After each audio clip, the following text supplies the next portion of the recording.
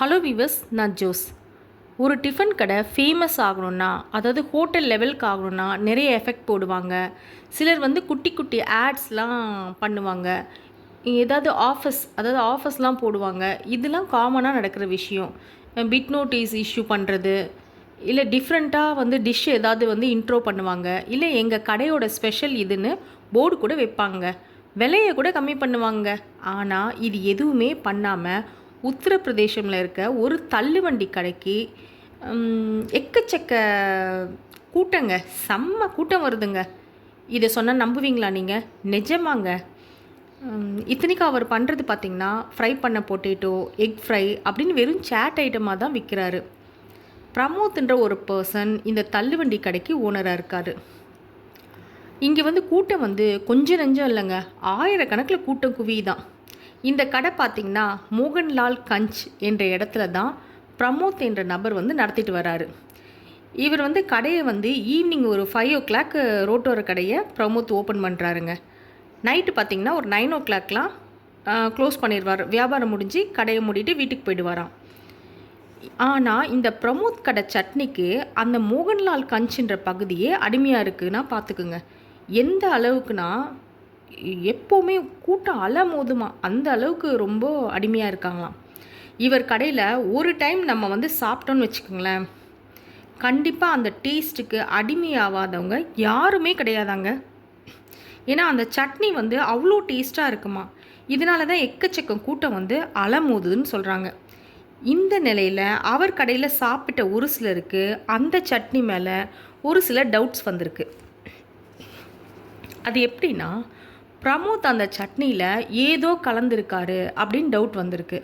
அது மட்டும் இல்லைங்க, அவர் கடையில் வந்து அப்பப்போ வந்துட்டு போகிறவங்க, அதாவது சாப்பிடாம ஒரு சில பர்சன்ஸ் வந்து சந்தேகப்படுற மாதிரி அடிக்கடி வந்துட்டும் போயிட்டும் இருந்திருக்காங்க. இதெல்லாம் பார்த்த ஒரு சிலருக்கு பிரமோத் மேலேயே டவுட் வந்திருக்கு. உடனே வந்து போலீஸில் கம்ப்ளைண்ட் பண்ணியிருக்காங்க.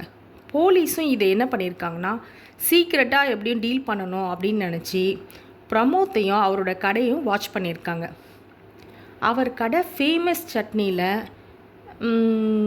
என்ன கலந்துருக்கு அப்படின்னு அவங்க பார்த்துருக்காங்க. பார்த்தா கண்டுபிடிச்சா அவங்க செம்ம ஷாக் ஆகிட்டாங்க. கஞ்சா கலந்துருக்கா அந்த சட்னியில் அப்படின்னு கண்டுபிடிச்சிருக்காங்க. பிரமோத்தை வந்து அரெஸ்ட் பண்ணி பிடிச்சி விசாரிச்சிருக்காங்க. உண்மையை ஒத்துக்கொண்ட பிரமோத் வந்து என்ன பண்ணியிருக்காருனா, கஞ்சாவை அரைச்சி சட்னியில் கலந்தன்னு போலீஸ்கிட்ட சொல்லிட்டாரு. ஃபஸ்ட்டு வந்து என்ன பண்ணியிருக்காரு, ரெகுலர் கஸ்டமருக்கெலாம் மட்டும் இந்த கஞ்சா கலந்த சட்னியை கொடுத்துருக்காரு. இதனால் கஸ்டமர்கள் ரொம்ப கூட்டமாக குவிஞ்சிருக்காங்க. அதுக்கப்புறம் என்ன யோசிச்சிருக்காரு, சரி இதில் கலந்துட்டோம், ஓகே நிறைய கூட்டம் வருது, அடுத்த டிஷ்லேயும் நம்ம கலந்து பார்க்கலாம், ட்ரை பண்ணி பார்க்கலான்னு சொல்லிட்டு உருளைக்கிழங்கு கிரேவிலையும் கஞ்சா கலந்துருக்காரு. இது விசாரணையில் அவர் பிரமோத்தே சொல்லியிருக்காரு.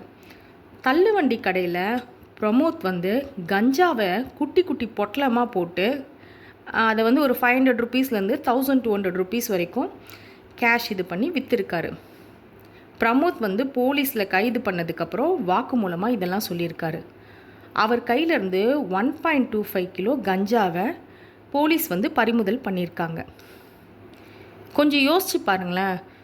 சம்டைம்ஸ் வந்து சின்ன பசங்களுக்கு வந்து ஸ்கூலுக்கு ஏதாவது அவசரமாகுது, இந்த ரோட்டோர கடை, அது மட்டும் இல்லை ஈவினிங் அந்த சேட் ஐட்டம்ஸ்லாம் ரோட்டோரமாக இருக்கிறதுல நல்லாயிருக்கும்னு சில பசங்க, சின்ன பசங்கள்லேருந்து பெரியவங்க வரைக்கும் கூட வாங்கி சாப்பிட்றாங்க. நல்லா இருக்கும்னு வாங்கி சாப்பிட்றாங்க. இப்படி இந்த மாதிரிலாம் கலந்தாங்கன்னா அப்புறம் மக்கள் வந்து எப்படி யோசிப்பாங்க? எல்லாரும் கிடையாதுங்க. அந்த ஆக்சுவலாகவே இந்த ரோட்டு கடையிலலாம் ரொம்ப டேஸ்ட்டாக இருக்குன்னு வாங்கி சாப்பிடுவாங்க. ஆனால் அதையே ஒரு இதுவாக எடுத்துக்கிட்டு இந்த பிரமோத்ன்ற பர்சன் எவ்வளோ பணத்தாசை பிடிச்சி இந்த மாதிரி ஒரு வேலை செஞ்சுருக்காருன்னு பாருங்களேன். நெக்ஸ்ட் வீடியோவில் பார்க்கலாம். பாய்.